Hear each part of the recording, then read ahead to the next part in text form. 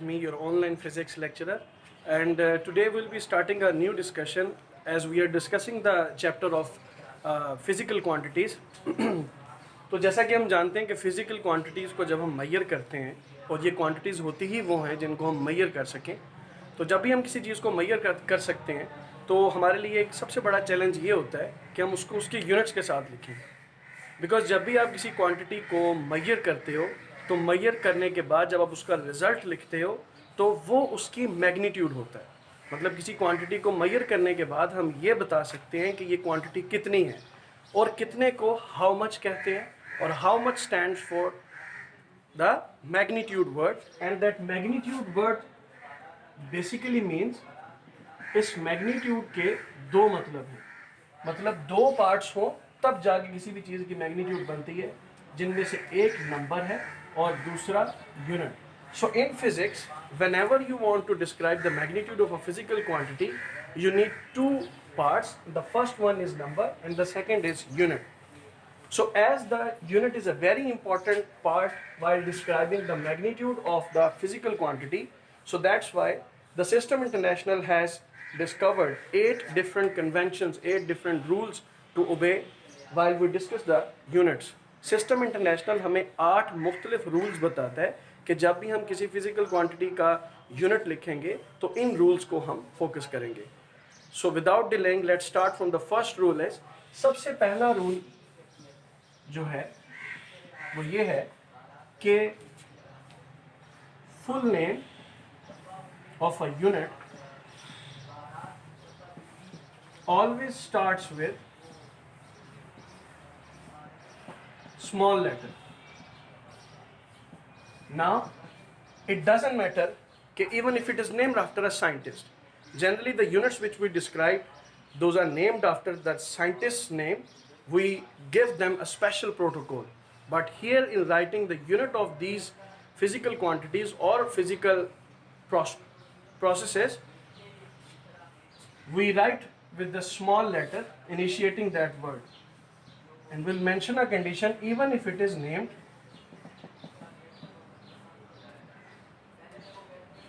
after a scientist.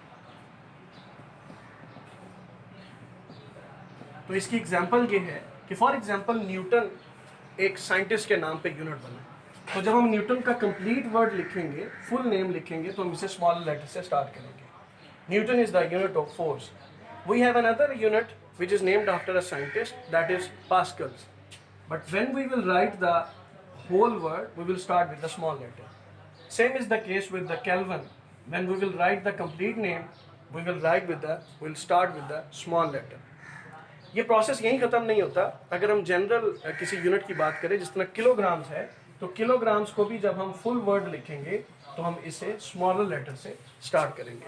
सो हमने दोनों तरह की एग्जांपल्स देखी यूनिट्स की, कि अगर वो कोई सादा आम यूनिट हो, कॉमन यूनिट हो, या वो किसी साइंटिस्ट के नेम के बाद हो, जब फुल नेम लिखेंगे तो स्मॉलर लेटर से स्टार्ट करेंगे। सेकंड रूल हमारा इसी से कंसर्न है, और वो ये है कि symbol of the unit named after scientist, the symbol for that unit which is named after a scientist, we will always write that symbol in the large alphabets.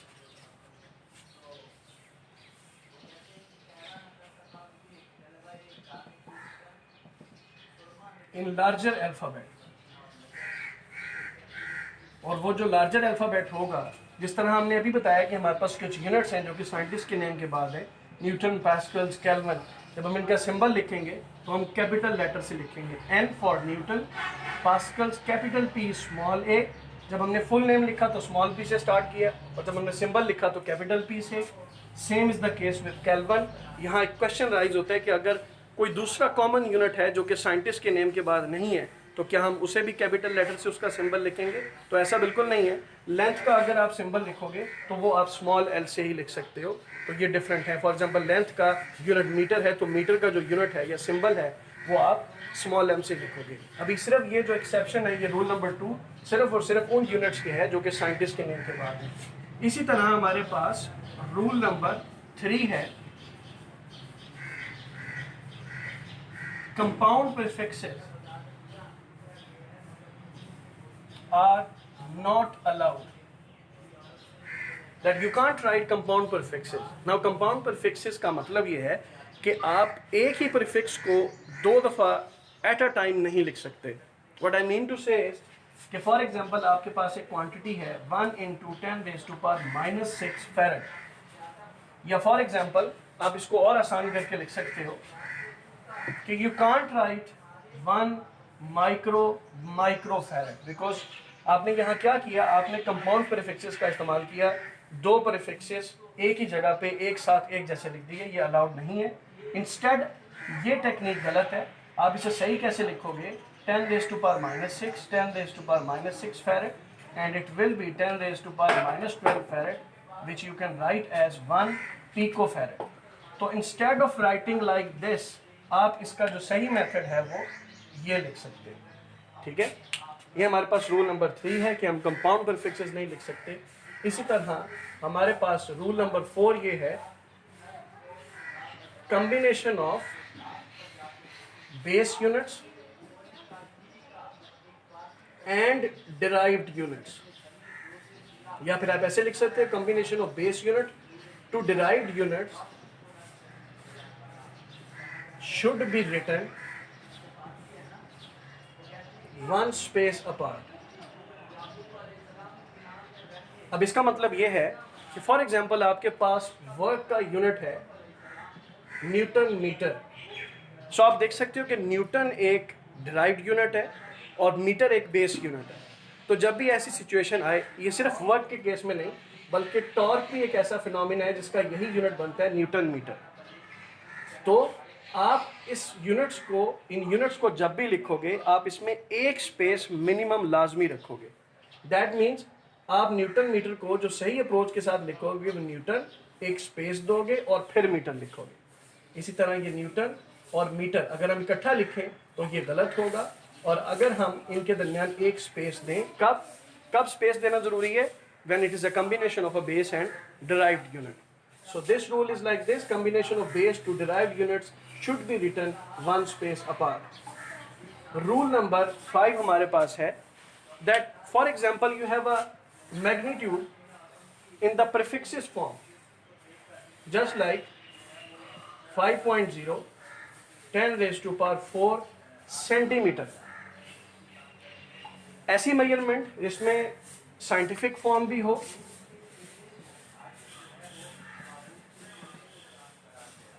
जिसमें प्रीफिक्स भी हो, जिसमें यूनिट भी हो.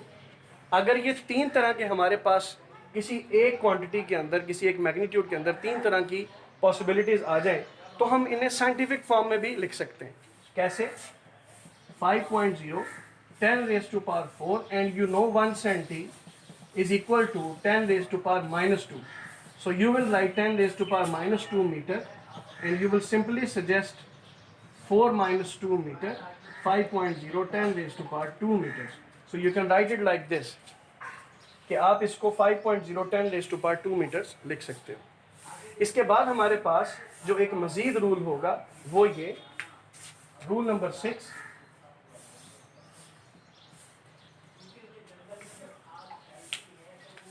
रूल नंबर 6 में हमारे पास ये है कि for example when multiple to the base unit, when multiple to base unit is raised to the power,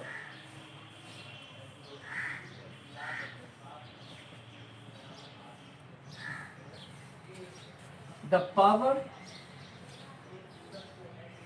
applies to whole unit. अब इसकी मिसाल देके मैं आपको फिर इसको साथ साथ ट्रांसलेट करवाता हूँ. ये मैंने क्या लिखा है? When multiple to the base unit, for example, sometimes आपके पास कंडीशन कुछ ऐसे आ जाती है. When multiple to the base unit raised to the power, अब आप देख सकते हो कि यहाँ पे K kilo, it stands for kilo and that is a prefix.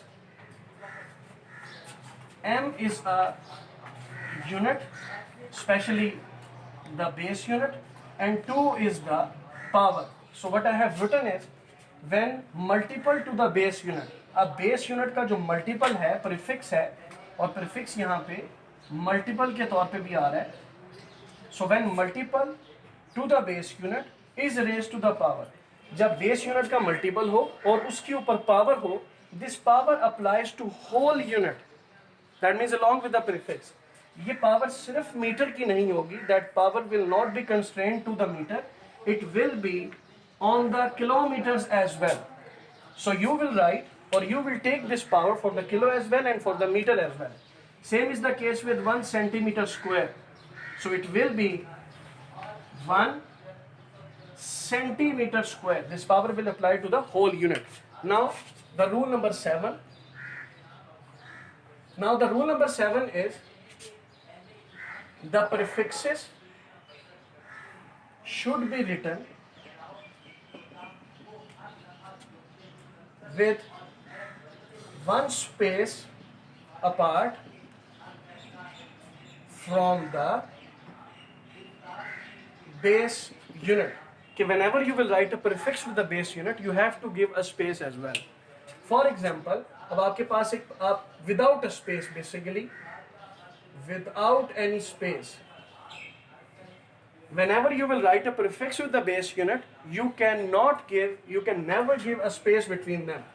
Like how 1 kilometers, this is the right approach. आप जब भी किसी यूनिट के साथ प्रीफिक्स को लिखोगे तो आप स्पेस नहीं दोगे, ठीक है. For example 1 kilometer, this is a wrong approach, the space should not be here. Same like 1 picofarad, if you will write it like this, 1 picofarad combined, this will be a wrong approach. 1 pico space then farad, this will be the right approach. Now we will move toward the last point, that is rule number 8, and that rule number 8 is measurements should be recorded immediately. Whenever you are taking measurements, you should record them immediately. That means is that applies to, इसका मतलब क्या है? इसका मतलब ये है कि जब भी आप मेजरमेंट्स लोगे, फॉर एग्जांपल आप कोई क्वेश्चन सॉल्व करते हो और आपके पास, इसका मतलब ये था conversion of measurement to the